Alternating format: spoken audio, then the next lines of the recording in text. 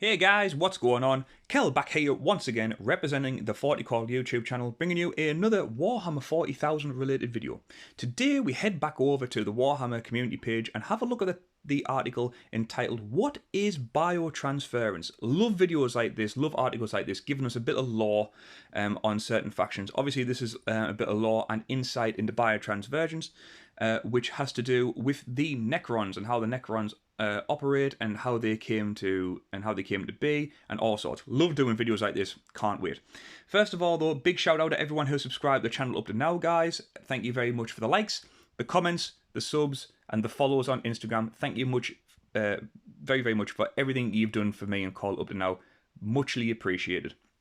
Keep them coming, guys, and keep subbing to the channel. We're trying to get us pushed toward 500 subs. And like I say, follow us on Instagram at 40_call to see some fantastic paint jobs from Call. Really, really good. Go and check them out. But with that said, let's have a look at this article all about biotransference. So just how did the Necrons become the mechanical monstrosities they are today? Today we explain all. And here we have...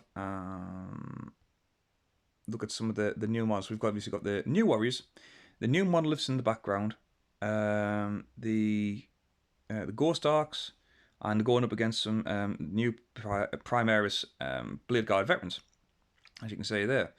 I wonder if those in the background, there's some death marks there, as we can see, but all the way in the background there's some goldy coloured. I don't know if they're warriors or they could be new immortals.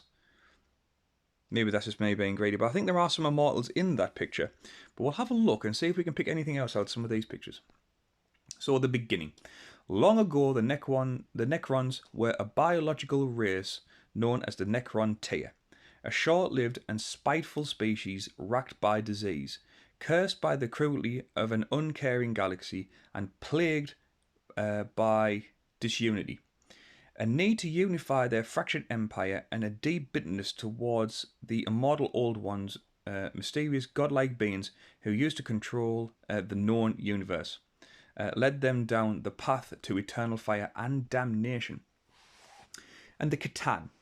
Tales of the Catan, bizarre and incomprehensible entities who feasted upon dying stars. A quirk of fate led the ancient Necrons into contact with these creatures, bringing them into the material universe as we know it via godlike bodies of biometallic necrodermis. There we go. The Silent King, ruler of the Necron Lore, was tricked by these beings into putting his fractious people through the nightmare of biotransference, swayed by honeyed promises. Whether he sought immortality for his people or just greater control, few can say. But whatever he was promised, the price was steep. Here we have a picture of the Catan. Awesome artwork. Awesome artwork. I've used that picture on one of the thumbnails in a previous video. Biotransference. Biotransference was the process by which the Necrons were born. The dark and eldritch knowledge required for the task was provided by the Catan, but it was a luminous Ceres, a ruthless and intelligent cryptek, who made it possible. Some of the Necron artwork it's like dark and gothic. It's really, really cool. I love it, mate. There we have a luminous Ceres on his longer limbs with his staff, seeing over vast hordes of Necrons. The Eons have erased much of the truth behind the biotransversions of the Necron Lore, yet Eldari legends speak of what happened next. It was a nightmare time where the entire Necron Lore race was put into vast furnaces, their flesh burned away in order to replace with cold, unfeeling metal.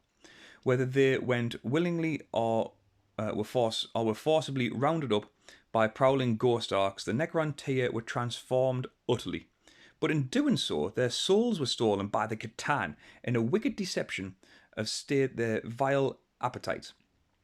What remains of the Necron Lore mines was changed forever. Low-level citizens were robbed of any individuality or feeling, while professional warriors became the immortals, allowed a little independence in order to better serve their masters. Even the overlords and cryptex, permitted to maintain their sentience, were slaves to the command protocols held by the Silent King, forcing them into an eternity of servitude beneath the Catan and the Triarch. And there we have an overlord and the Necrons laying waste to some Eldari. Some Eldar even, and there's quite an array of models there. There's a death marks, there's a overlord, there's monoliths, there's all kinds in there. Warriors, very very cool picture. What followed was a war like no other, where the Old Ones and the countless races they created battled the Necrons and Catan across the stars. This war all but sundered the galaxy, and countless billions were lost. Eventually, however, the Necrons would break free of their godlike masters and find ways of shattering their Catan for their betrayal. In an attempt to outlast their enemies, the Necrons were ordered by the Silent King to undertake the Great Sleep, going into stasis for many millennia with the aim of returning to the galaxy when the myriad foes had wakened. And next is the Great Reawakening. Necrons were entirely mechanical in nature, and while some would suggest they still possess the guttering, flickering remnants of souls, they're largely directed by ancient programming and personal engrams. While this has contributed to their longevity, the long eons of sleep have in many cases utterly ravaged their minds. Even the highest of nobles are often incredibly eccentric or possessed with creeping madnesses. Nemazor Zarachan, for example, still believes himself to be of flesh and blood and holds vast, silent banquets aboard his flagship to celebrate key victories. Okay. One of the new Scorpec Lords. I just wish... I've seen some, on a very quick side note, some very, very cool conversions of these when the gun's been put on the back to look like a mortar. It looks loads better than being stuck on the side of that arm. I wish I did mine like that. I didn't, unfortunately, but I really wish I did. Stranger afflictions plague the Necrons too. The Destroyer cult, for instance, is a gathering of Necrons who have decided to embrace the machine utterly, modifying their bodies and minds to become little more than weapons to destroy all life. Even those Necrons still able to feel fear quail at these creatures, worrying that their particular madness is somehow infectious. Flayed ones are perhaps even more horrifying. It is said that when the Catan known as Lilengor was slain, his death curse echoed among the Necrons, causing some to devolve into nightmarish ghouls who butcher and kill indiscriminately. Flayed ones drape themselves in the skin of their victims and even attempt to consume their foes, whether they hunger for blood or crave a return to bodies of flesh and bone. None can say. Creeping from the nether realm known as the Bone Kingdom of Drasark whenever they sense carnage.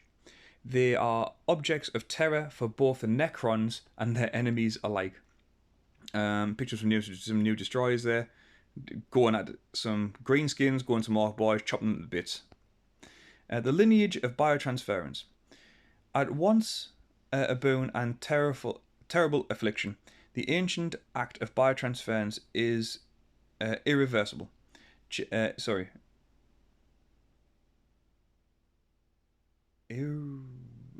Anyway, change the Necron race, turning frail and broken creatures into nigh unstoppable killers, yet stealing none of their malice and cruelty.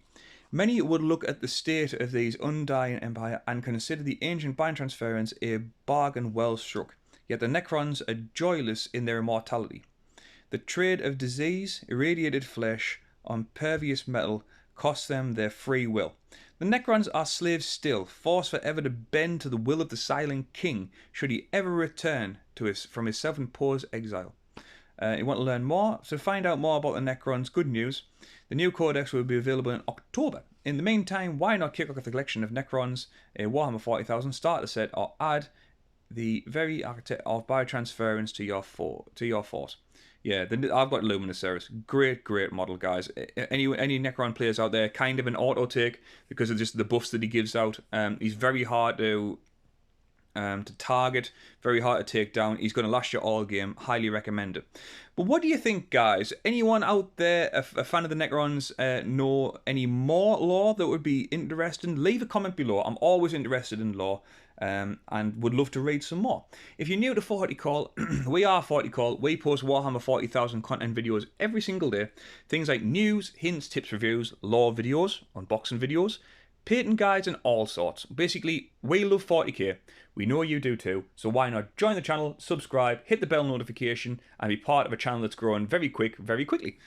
Also, if you would like to follow us on Instagram and look at some awesome painting models by Cole, check us out on Instagram at 40_call. I'll leave a link in the description below and you can find us there. But that's going to be it, guys. Can't wait to read your comments. This is Kel signing out for 40call, saying stay safe, look after each other, and until next time, guys, we'll see you all later.